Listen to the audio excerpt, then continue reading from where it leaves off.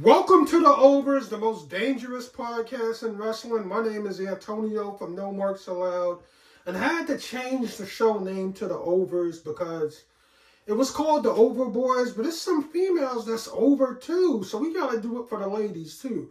So if you over, you can be male or female, so we're just not gonna call it The Over Boys, it's gonna be called The Overs. Now let's get straight into it. I'm gonna tell you the bad and good about WrestleMania. First, let's start off with the bad. Jey Uso winning against Gunther. Now, it's not him winning, it's how he won. It's like, dude, we know Gunther is a superior wrestler. Jey Uso is super over. The placement of the match is all wrong. See, if you got Peacock, you could have watched this match and rewound it if you would have went to the main... If you would have came in the house late from work or something, you could have rewound it.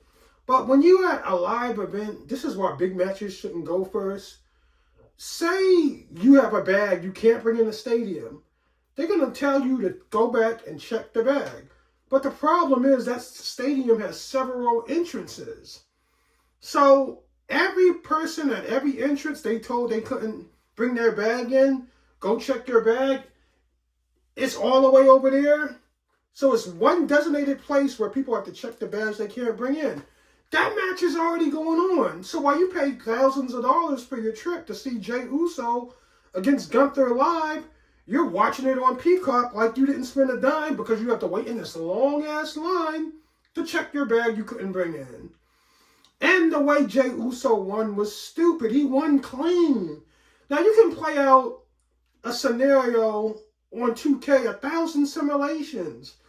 Gunther versus Jey Uso, no interference on 2K, and 999. Matter of fact, I'm going to do one better. 1,000 of those simulations have Gunther winning it. Like, for Jey Uso to choke out Gunther and win clean was just stupid, and it didn't make sense at all. It would have been better if his brother Jey Uso came and super kicked Gunther after Gunther beat the hell out of him on SmackDown and busted his head open.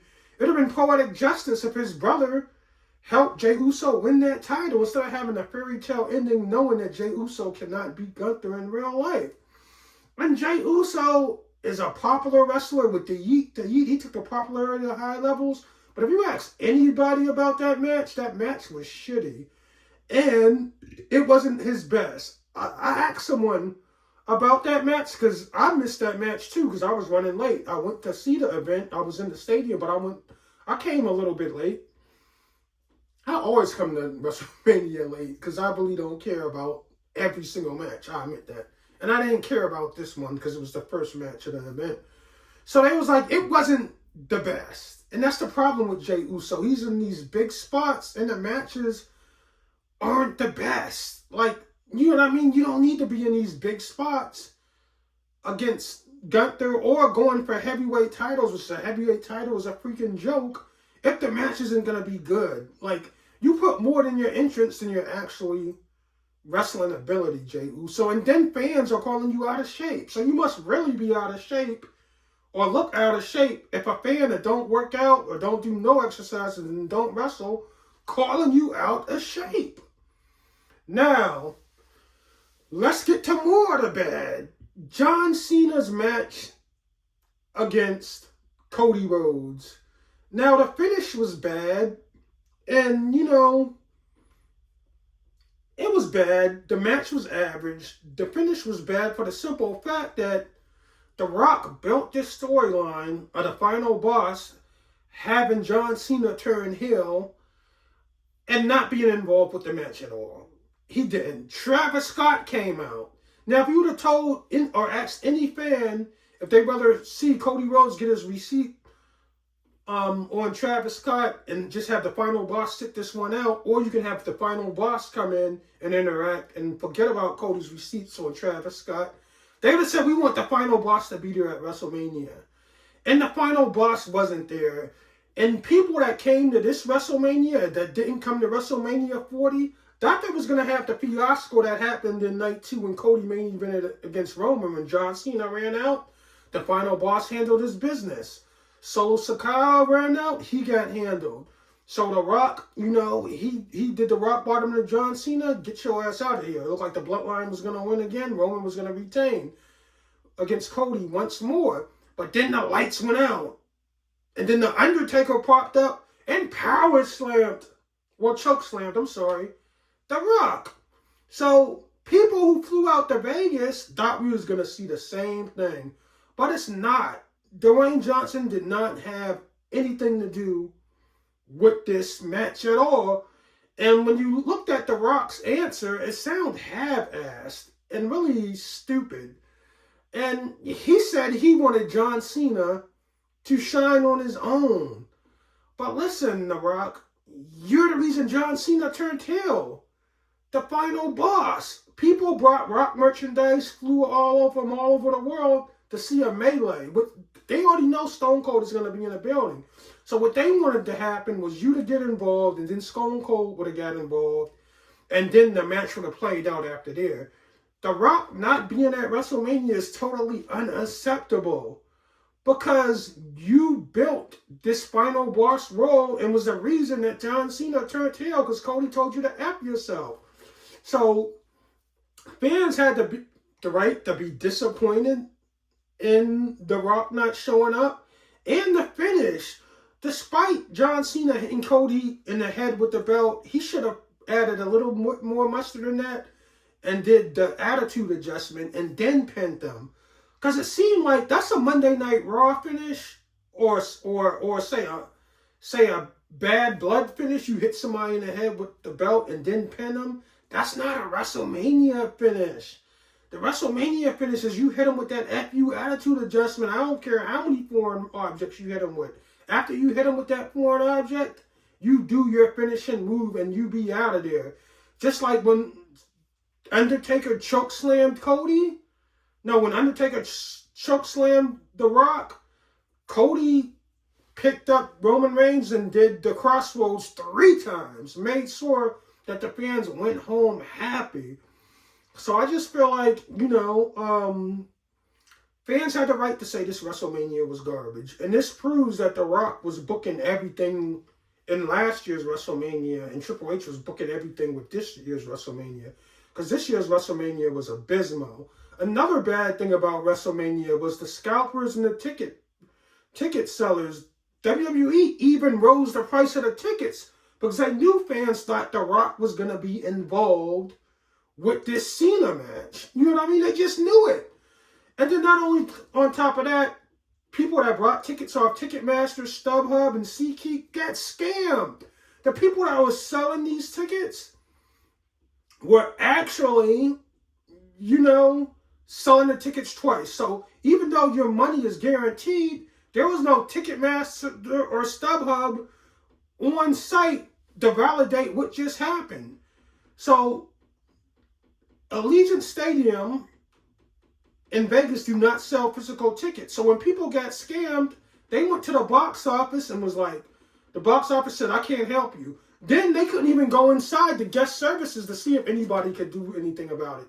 They just got screwed. So never buy a verified resale ticket from Ticketmaster. StubHub needs to give their fans and their ticket people free tickets and a refund to the next event for the simple fact that the people that scam these people don't care if they're going to be on StubHub again. They got their money and they ran roughshod. They probably had that money go to a prepaid card, withdrew the money, and probably would never use that prepaid card again. So people bought tickets off reputable sites and still didn't get to see WrestleMania. Or if they did, they had to pay another overpriced ticket and worry about that later because they didn't want to fly to Vegas without, seeing WrestleMania again. So that was the bad thing about WrestleMania. I'll get back to the good in the next segment.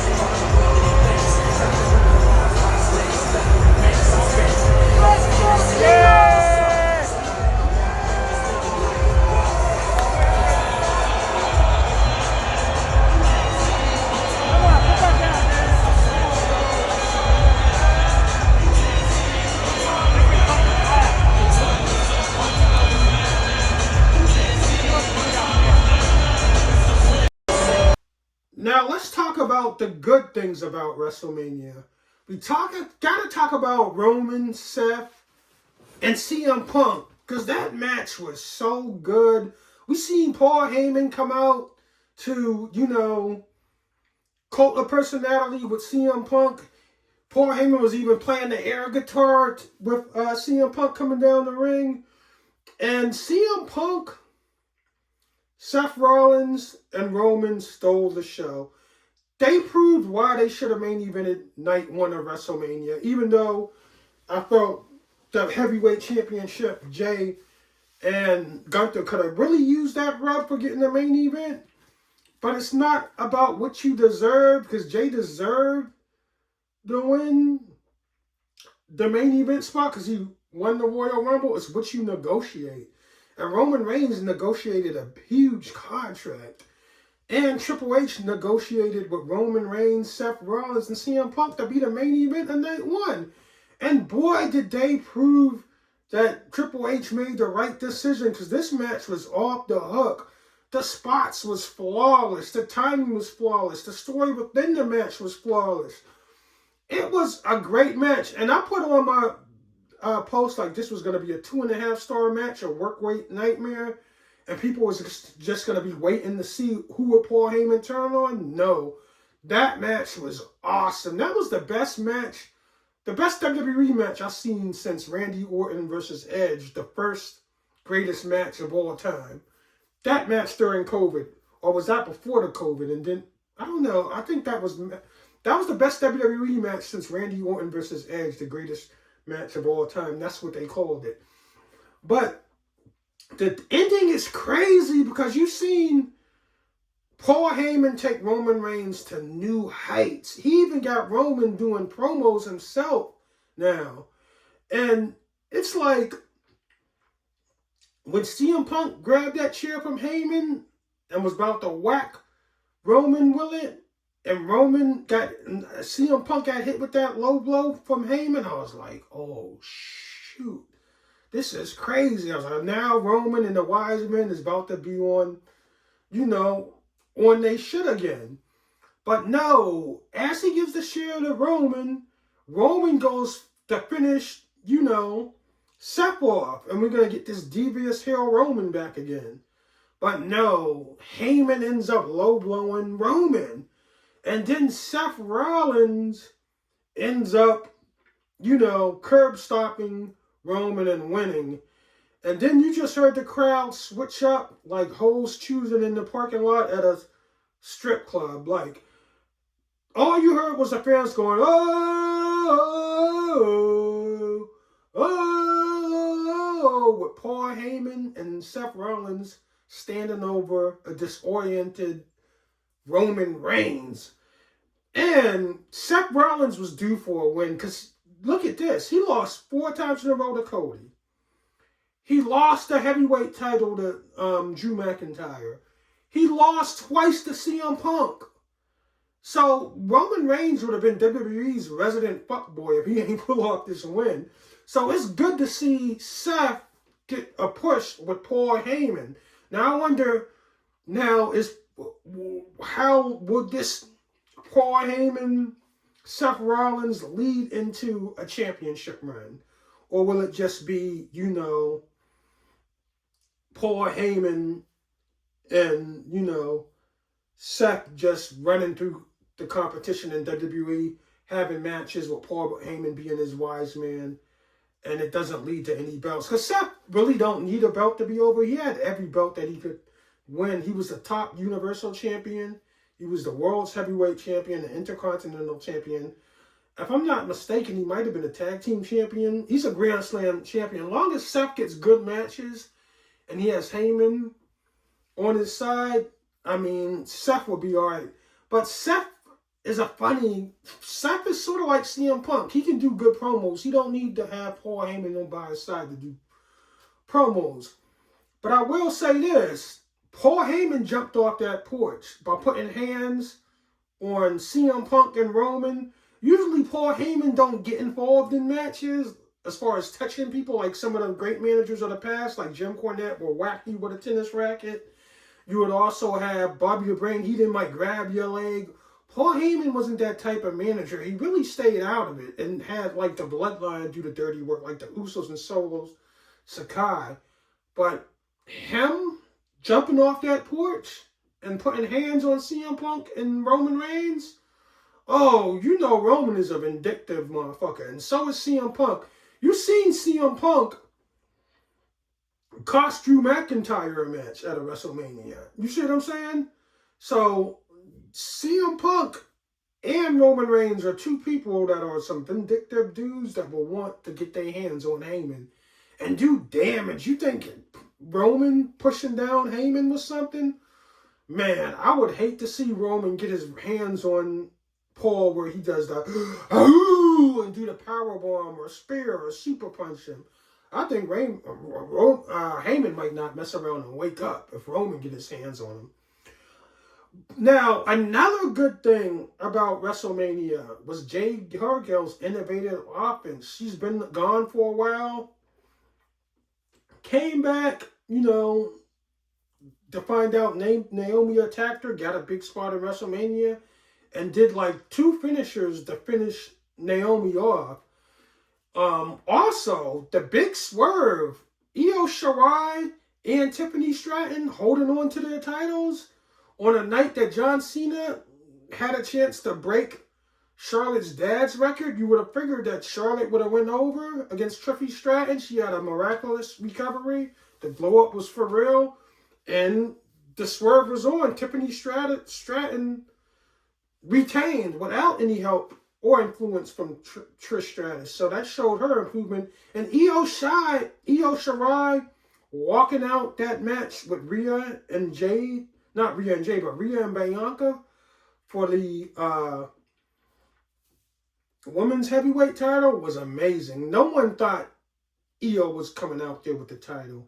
And last but not least, the good about WrestleMania 41 was John Cena retaining the title. The finish, the match might have not been the best, but the result is all fans ever wanted. Because John Cena, despite being heel, we all wanted John Cena to beat Cody Rhodes. Well, most of me. I wanted Cody Rhodes to win because I didn't want John Cena to win as a heel. I'm a big babyface guy. I love the whole back against the wall, Cody against management, that storyline. I always wanted the face to win in that particular storyline. Even when Stone Cold was going against the corporation, I wanted Stone Cold to come out on top. But John Cena won his 17th. And John Cena, he beat Ric Flair's record. John Cena never went broke. He never had any dirt on his jacket. So John Cena never had any skeletons in his closet. So when it goes down on the record books, all John Cena did was cuss out some fans, degrade some fans, which was part of the storyline. Never got no DUIs, never called a black person the N-word like Ric Flair, never backstabbed nobody like Shawn Michaels in the Clique. John Cena is a constant professional, and for him to win 17 and break a record that might never be broken is the perfect scenario for wrestling as an industry. Now, if John Cena turns back face before he retires, that would be the perfect ending, win or retain the belt. So that was the good thing about WrestleMania.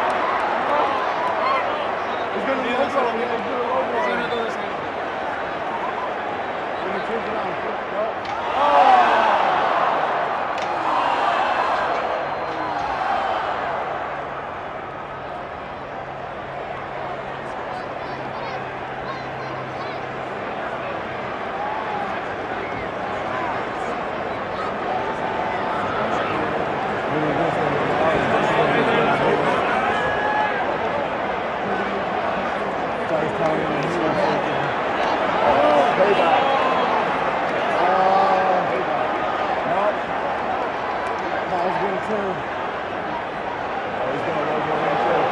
Uh-oh.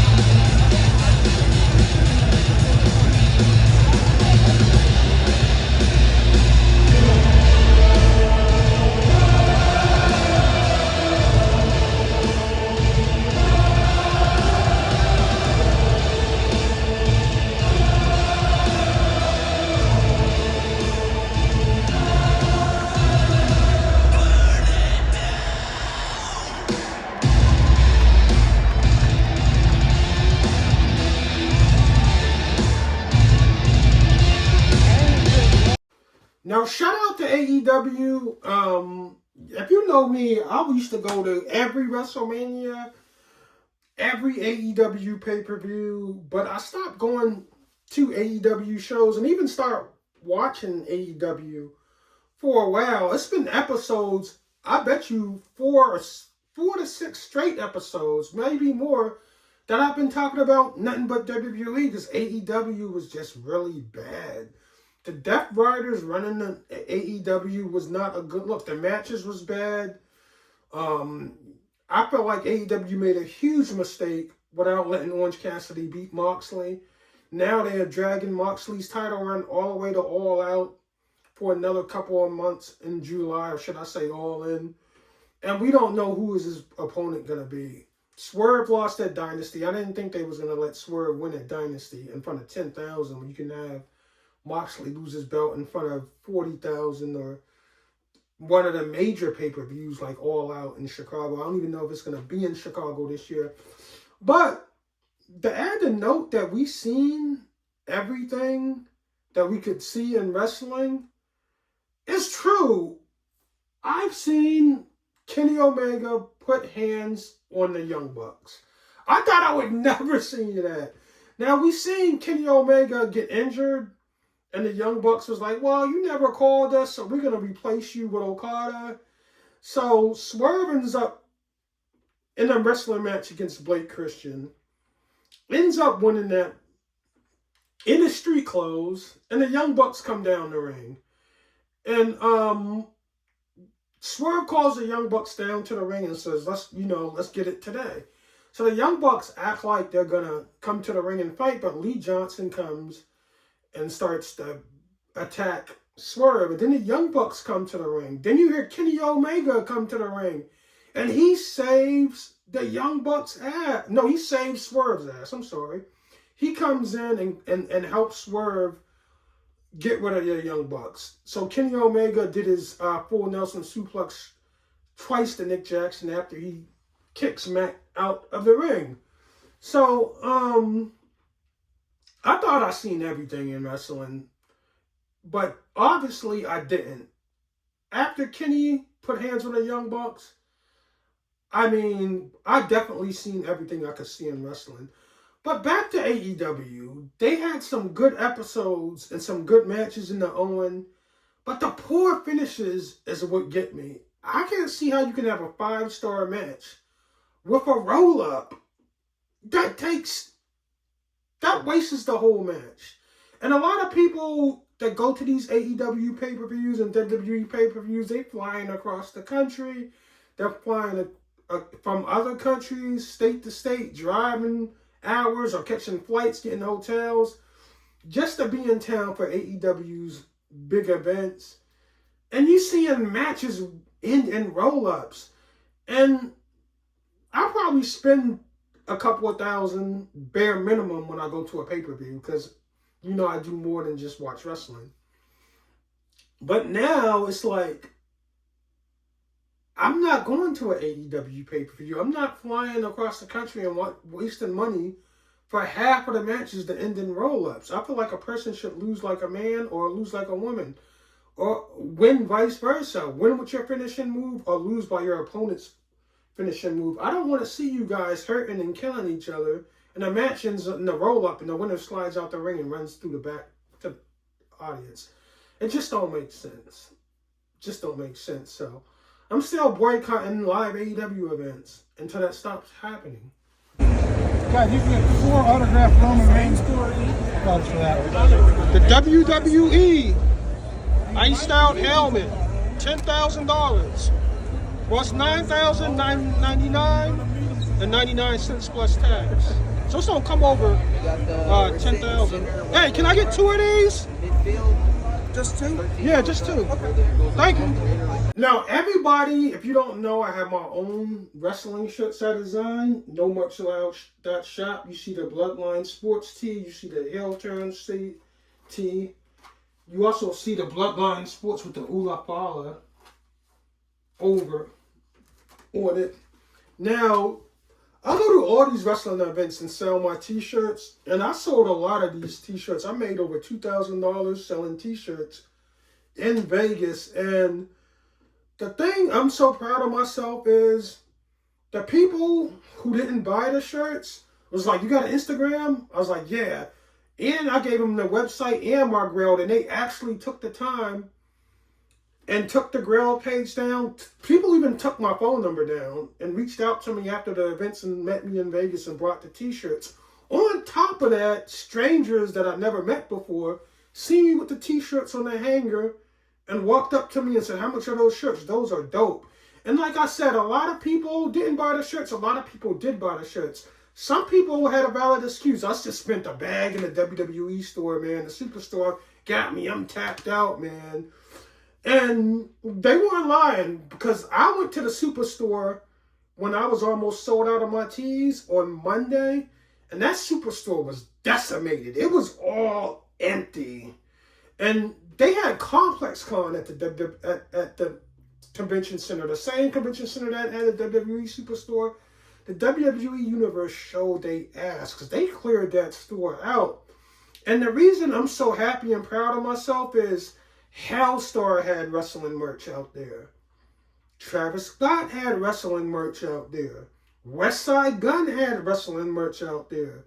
And people were still wearing my t-shirts at Mania and Raw. And they're going to go home and wear my t-shirts at another PLE. You see what I'm saying? Like, I had females come buy my shirts off me. That's how dope they are. Some people ain't even know who Roman Reigns is, and they bought the shirt because the design was hard. Some person was like, "Yeah, how much you selling the Jesus shirt for?" This is not Jesus. This is Roman Reigns. I had to turn around and let them see the Ula Fala, but everybody don't watch wrestling. So a person that liked the T-shirt that didn't watch wrestling thought this was the Bloodline Sports because the blood of Christ and Roman Reigns was Jesus. To some wrestling fans, Roman Reigns is Jesus. But no, I don't sell a Jesus shirt with the blood of Jesus or Bloodline Sports. I sell a Bloodline Sports shirt with Roman Reigns on it. So I like to thank the WWE Universe because you showed out. You supported me. You supported WWE. You supported West Side Gun. You supported Travis Scott. You supported Hellstar. And you especially supported WWE Shop. Because y'all tore that motherfucking store up. It was nothing in there hardly. In, that store when I went on Monday. So I'm just proud of myself because not only people bought my shit when you had all these major superstars and major streetwear brands, they still decided to buy my shit. Some people decided to buy my shit instead of their shit. And they took the grail, they took the number, they didn't bluff me out. They made sure they put my Instagram, my grail page, and my website in their phone. So I'm going to be getting a lot of orders. So, thank you, WWE Universe, for fucking with me. I know I don't always agree with WWE, what they do, but I support the WWE, but I just get upset when they don't treat the black wrestlers right. But people don't care. They respect me because I'm real, and I keep it real. I stand on what I say, even though I'm selling a WWE shirt. So they don't buy the merch anyway. So they're not going to hold that against me because they know they smart enough to dissect what I'm saying. A lot of people are just stupid and dumb as fuck and think I'm burying WWE, but no, I'm sticking up for my people. So shout out to everybody that bought a t-shirt from me in Vegas. The Ula Fala. Can you turn it around? The shirt. nomarksallowed.shop.